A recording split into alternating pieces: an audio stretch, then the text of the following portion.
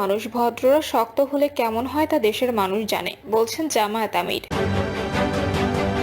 আমি দেশে ফিরে আসব, শয়তানের খোঁজ নিয়ে মুখ খুললেন বাংলাদেশের প্রাক্তন প্রধানমন্ত্রী হাসিনা। তৃতীয় ইনিংসে আমরা নির্বাচিত সরকারের ভূমিকা দেখতে চাই, বলছেন প্রিন্স। এবং সর্বশেষ জানাবো, লন্ডনে থেকেও বৈষম্য বিরোধী মামলার আসামি শাহজাহান। শুনছিলেন সংবাদ শিরোনাম, এবারে বিস্তারিত।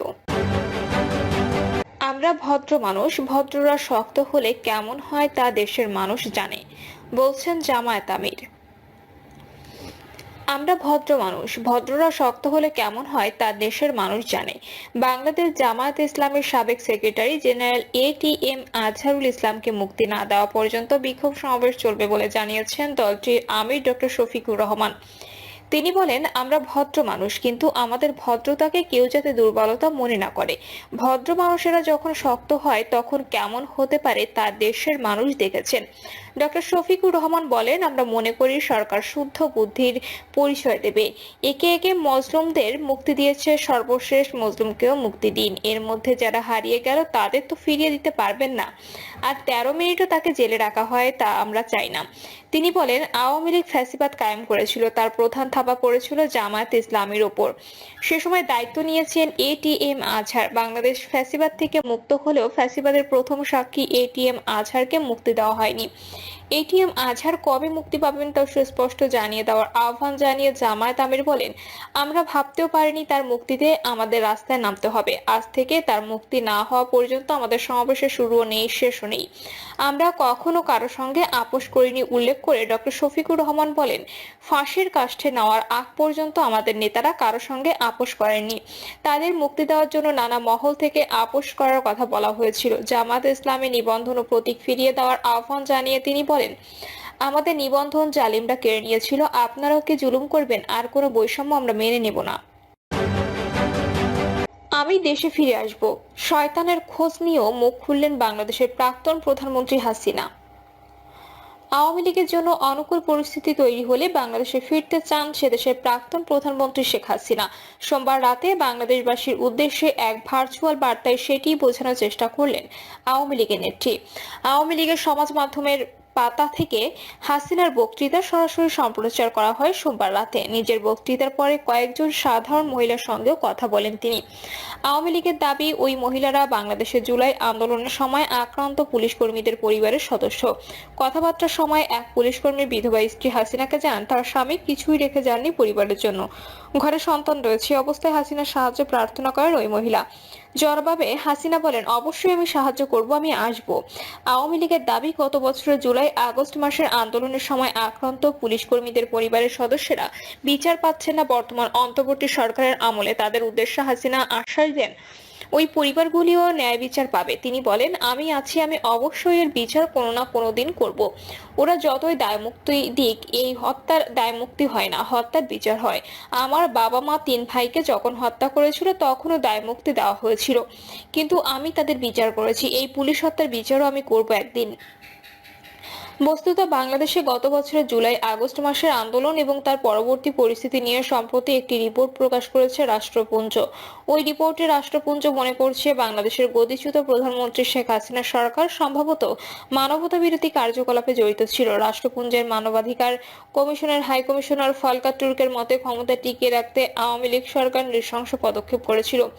পাশাপাশি বাংলাদেশের বর্তমান পরিস্থিতি নিয়েও উদ্বিগ্ন রাষ্ট্রপুঞ্জ। ফ্যাক্ট ফাইন্ডিং টিম এর রিপোর্টের ভিত্তিতে হাসিনা পরবর্তী বাংলাদেশের শান্তি এবং রাজনৈতিক স্বচ্ছতা ফেরাতে 5 দফা সুপারিশ করা হয়েছে রাষ্ট্রপুঞ্জের মানবাধিকার কমিশনের তরফে। রাষ্ট্রপুঞ্জের ওই রিপোর্ট নিয়ে যখন আলোচনা চলছে বাংলাদেশে, ঠিক সেই সময় ফের হাসিনার মুখে এমন মন্তব্য যথেষ্ট তাৎপর্যপূর্ণ বলে মনে করা হচ্ছে। সোমবার রাতে ওই ভার্চুয়াল আলোচনায় হাসিনা পুলিশ পরিবারের সদস্যদের আশ্বাস দেন, ক্ষতিগ্রস্ত পরিবারগুলি যা যা সাহায্য প্রয়োজন তা করা হবে, তবে এর জন্য কিছুটা সময় লাগবে বলেও জানান তিনি। আওয়ামী লীগের নেত্রী বলেন, ধৈর্য ধরুন, অপেক্ষা করুন। যখন আমি দেশে ফিরতে পারবো প্রত্যেকটি পরিবারকে সাহায্য করব, হত্যাকারীদের বিচারও করব। সম্প্রতি বাংলাদেশের অন্তর্বর্তী সরকারের স্বরাষ্ট্র মন্ত্রকের তরফে দুষ্কৃতীদের পাকড়াও করতে বিশেষ অভিযান শয়তানের খোঁজ শুরু হয়েছে। গোটা বাংলাদেশ জুড়ে হাজার হাজার অভিযুক্তকে গ্রেপ্তার করা হয়েছে। মোহাম্মদ ইউনূসের সরকারের ওই বিশেষ অভিযান নিয়েও সোমবার মুখ খোলেন হাসিনা। কোন শয়তানের খোঁজ চলছে, কে শয়তান তা নিয়ে প্রশ্ন বাংলাদেশের প্রাক্তন প্রধানমন্ত্রীর। তিনি বলেন, এখন শুরু হয়েছে অপারেশন ডেভিল হান্ট। কে ডেভিল, কাকে খুঁজছে? আন্দোলনের সময় মৃত পুলিশ কর্মীদের পরিবারের পরিস্থিতির কথা তুলে ধরে হাসিনার অভিযোগ, অন্তর্বর্তী সরকার দেশ চালাতে ব্যর্থ। তৃতীয় ইনিংসে আমরা নির্বাচিত সরকারের ভূমিকা দেখতে চাই, বলছেন প্রিন্স। তৃতীয় ইনিংসে আমরা নির্বাচিত সরকারের ভূমিকা দেখতে চাই বলে মন্তব্য করেছেন সিপিবি সাধারণ সম্পাদক রুহিন হোসেন প্রিন্স। রুহিন হোসেন বলেন, দেশের মানুষ স্বস্তি চেয়েছিল, মর্যাদা চেয়েছিল, ভয়মুক্ত পরিবেশ চেয়েছিল। অন্তর্বর্তীকালীন সরকারের প্রথম ইনিংসে মানুষ সেই পরিবেশ পায়নি। সুষ্ঠু গ্রহণযোগ্য নির্বাচনের জন্য যা যা সংস্কার করা দরকার তাই করে নির্বাচন সম্পন্ন করা এবং নির্বাচিত প্রতিনিধিদের হাতে ক্ষমতা হস্তান্তর করা এই মুহূর্তে প্রধান কাজ। আমরা আশা করব সরকার তার তৃতীয় ইনিংসের শুরুতে এই কাজটি সফলভাবে সম্পন্ন করার দিকে এগোবে। তিনি বলেন, এই কাজে যে কোনো অজুহাত তৈরি করে চালবাহানা করা হলে তা দেশকে নতুন সংকটের দিকে নিয়ে যেতে পারে। তৃতীয় ইনিংসেই আমরা নির্বাচিত সরকারের ভূমিকা দেখতে চাই। বাংলাদেশের সমাজতান্ত্রিক দলের সাধারণ সম্পাদক বজলুর রশিদ ফিরোজ বলেন, জাতীয় নির্বাচনের জন্য নির্বাচন কমিশন প্রস্তুত আছে বলে আমাদের জানিয়েছে। সরকারের পক্ষ থেকে অথবা কোনো মহলের পক্ষ থেকে জাতীয় নির্বাচন নিয়ে অযথা কোনো কালক্ষেপণ না করে অবিলম্বে জাতীয় সংসদ নির্বাচন আয়োজনের ঘোষণা করা হোক। একটি গ্রহণযোগ্য নির্বাচনের জন্য যতটুকু সংস্কার প্রয়োজন ততটুকু সংস্কার করে অবিলম্বে নির্বাচন ঘোষণা করুক। আমরা এটা সরকারকেও বলেছি, নির্বাচন কমিশনকেও বলেছি।